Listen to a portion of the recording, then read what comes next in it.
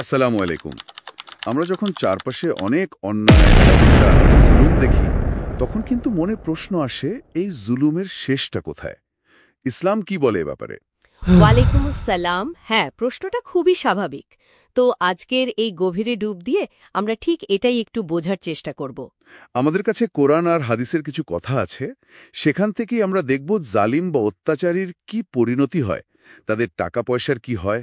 আর ওই যে অভিশাপ দেওয়ার ব্যাপারটা, মানে লানাত করা, সেটার নিয়ম কি? আর অবশ্যই মাজলুম, মানে যিনি নির্যাতিত, তার জায়গাটা কোথায়, তার শক্তিটা কি, এগুলো নিয়েই কথা বলবো। আচ্ছা, তাহলে একদম শুরুতে জুলুম শব্দটা, এর মানে তো সোজা কথায় সীমা ছাড়িয়ে যাওয়া, তাই না? অন্যের হক নষ্ট করা। ঠিক তাই। আসলে জুলুম তো অনেক রকম। সবচেয়ে বড়টা হলো শেরক, মানে আল্লাহর সাথে কাউকে মেলানো। হ্যাঁ, সেটা তো আছেই। তারপর ধরুন নিজের ওপর জুলুম করা, মানে পাপ কাজ করা। আর ৩ নম্বরটা, যেটা নিয়ে আমরা আজ বেশি কথা বলছি, সেটা হলো মানুষের ওপর জুলুম, তাদের হক নষ্ট করা। হুম। আর এর উল্টো দিকেই তো ইসলাম জোর দেয় আদল বা ন্যায় বিচারের ওপর, সূরা নাহলে যেমনটা আছে। একদম। এখন কথা হচ্ছে, এই যে মানুষের ওপর জুলুম, এর ফলটা কি, বিশেষ করে এই দুনিয়াতে? সূত্রগুলো বলছে আল্লাহ যেন জালিমকে একটু সময় দেন। মানে সূরা ইব্রাহিমে আছে না, যে আল্লাহ কিন্তু গাফেল নন, তবে সময় দেন সেই দিন পর্যন্ত যেদিন চোখগুলো ভয়ে স্থির হয়ে যাবে। ঠিক। আর দেখুন, ইতিহাসে ফেরাউন বা কারুনের মতো উদাহরণ তো আছেই। তাদের শেষটা কি ভয়ঙ্কর ছিল! আসলেই। তার মানে এই যে সময় দেওয়া, এটা কিন্তু ছেড়ে দেওয়া নয়। হাদিসেও আছে, জুলুম করলে দুনিয়াতেই অপমানিত হতে পারে। হ্যাঁ, তিরমিজির একটা হাদিসে আছে না, যে দ্রুত পাপের শাস্তি দুনিয়াতেও তাড়াতাড়ি দেওয়া হয়, একটা জুলুম আর একটা আত্মীয়তা সম্পর্ক নষ্ট করা। ঠিক।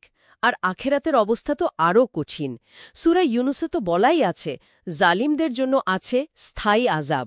আর নবীজি সাল্লাল্লাহু সাল্লাম বলেছেন, কিয়ামতের দিন এই জুলুমটা একদম ঘন অন্ধকার হয়ে আসবে, মানে কোনো আলো থাকবে না। সূরা মুমিনে যেমন ইঙ্গিত আছে, সেদিন কোনো বন্ধু বা সুপারিশকারীও থাকবে না। উফ, ভাবা যায়! সবচেয়ে ভয়ঙ্কর ব্যাপার কোনটা জানেন? বুখারীর হাদিসে আছে, সেদিন মাজলুমকে জালিমের নেকি থেকে দেওয়া হবে। নেকি শেষ হয়ে গেলে তখন মাজলুমের পাপ জালিমের ঘাড়ে চাপানো হবে। আল্লাহু এর আকবার। চেয়ে খারাপ আর কি হতে পারে? আর তাদের ওই ধন সম্পদ, ক্ষমতা, কোরআন তো পরিষ্কার বলছে, ওসব কিছুই আল্লাহর শাস্তি থেকে বাঁচাতে পারবে না। ছেলে, মেয়ে, সম্পদ, কিচ্ছু না। তাদের খরচ করা সম্পদও নাকি বরবাদ হয়ে যাবে, যেমন ঠান্ডা বাতাসে ফসল নষ্ট হয়। হ্যাঁ, কোরআনে এই উপমাটাই দেওয়া হয়েছে, মানে সব নিষ্ফল। কারুনের কথাটাই আবার মনে পড়ছে, কত সম্পদ ছিল তার, কিন্তু শেষ পর্যন্ত ওই সম্পদ নিয়েই তো সে মাটিতে দেবে গেল। ঠিক। তার মানে জুলুম করে যাই জমানো হোক, আল্লাহর কাছে তার দাম নেই।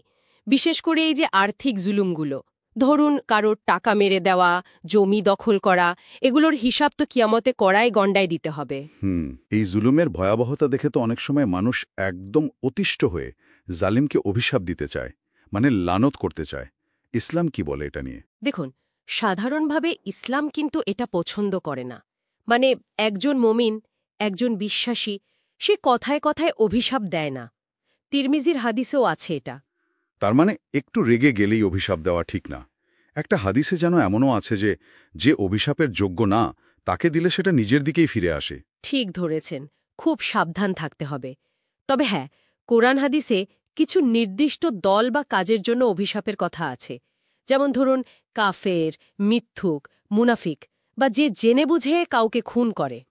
আচ্ছা। কিন্তু একজন সাধারণ গুনাহগারকে সরাসরি অভিশাপ না দিয়ে তার জন্য হেদায়েতের দোয়া করা, মানে সে যেন ভালো হয়ে যায়, সেই দোয়া করাটাই উত্তম। রাসূল সাল্লাল্লাহু আলাইহি ওয়াসাল্লাম তো একবার একজনকে বারণ করেছিলেন এক মাতালকে অভিশাপ দিতে। আচ্ছা, বুঝলাম। তাহলে এত কিছুর মধ্যে সবচেয়ে আশার আলো কোনটা? আমার তো মনে হয় মাজলুম বা নির্যাতিত যিনি, তার ব্যাপারটা। নিঃসন্দেহে মাজলুমের দোয়া নিয়ে যা বলা হয়েছে সেটা অসাধারণ।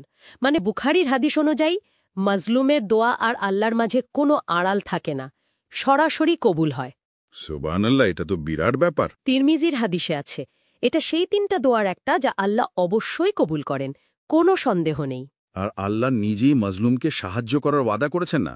তিরমিজির আরেকটা হাদিসে আছে, আল্লাহ বলছেন, আমার সম্মানের কসম, আমি তোমাকে অবশ্যই সাহায্য করব, যদিও একটু দেরি হয়। হ্যাঁ, এটাই।